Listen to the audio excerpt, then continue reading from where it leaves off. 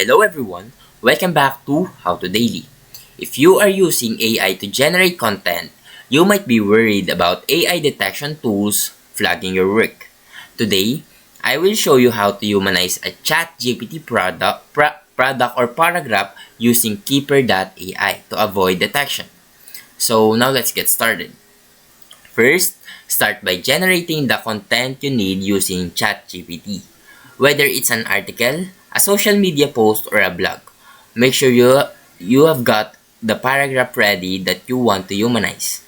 Next, copy the ChatGPT generated paragraph and head over to the Kipper AI.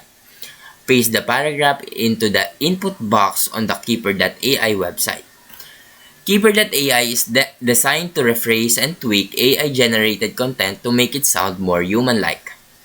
So after pasting your paragraph, select the humanization settings that best suit your needs. You can adjust the level of humanization, focusing on factors like tone, style, and vocabulary.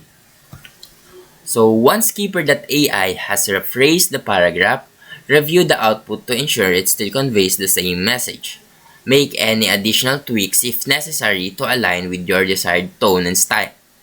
And that is how you humanize a ChatGPT paragraph using Kipper AI. Now if you found this video helpful, please leave a like and subscribe.